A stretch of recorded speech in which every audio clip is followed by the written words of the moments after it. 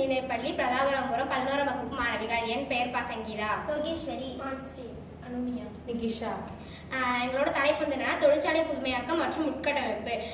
எங்க ப்ராஜெக்டோட தீம் என்னன்னா ஃபேக்டரியிலிருந்து வெளிவர கழிவுகளை எப்படி ரியூஸ் பண்ணிக்கலாம் அப்படின்றத பத்தி.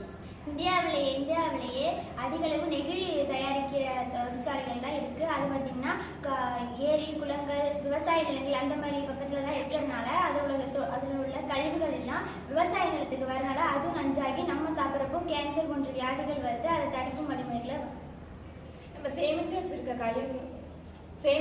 கழிவு நீரை நம்ம எப்படி தூய்மையாக்கி அதை எப்படி பயன்படுத்துகிறோம் வழிமுறைகளை பார்க்கலாம். ஃபர்ஸ்ட் அதுக்கு தேவையான பொருள் பிக் ஸ்டோன், ஸ்மால் ஸ்டோன், கோல், சாண்ட், காட்டன். அந்த பொருட்களை வச்சு நம்ம பியூரிஃபை வாட்டரை சேவ் பண்ணி அதை ஒரு டேங்க்ல சேவ் பண்ணுவோம். இப்போ நம்ம சேமிச்சு வச்சிருக்கிற பியூர் வாட்டரை ஹைட்ரோஎலக்ட்ரானிக் மெத்தடை யூஸ் பண்ணி எலக்ட்ரிசிட்டி கண்டுபிடிக்கிறோம். அதை வந்து ஃபேக்டரி யூஸ் பண்ணிக்கிற மாதிரி அனுப்புகிறோம். இதுக்கான பெஸ்ட் எக்ஸாம்பிள் விண்ட். இதுலேருந்து நம்ம என்ன தெரிஞ்சுக்கிறோம்னா, ஃபேக்ட்ரியிலேருந்து வெளியில் வர கழிவுகளை வந்து விவசாய நிலங்களுக்கு வெளியில் விடாமல் அதை வந்து பியூரிஃபை பண்ணி அந்த பியூரிஃபைலேருந்து எலக்ட்ரிசிட்டி கண்டுபிடிச்சி அதை வந்து திரும்பி ஃபேக்ட்ரிக்காரங்களே யூஸ் பண்ணுற மாதிரி தான் இருக்குது.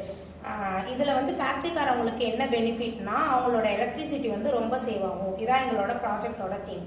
நன்றி.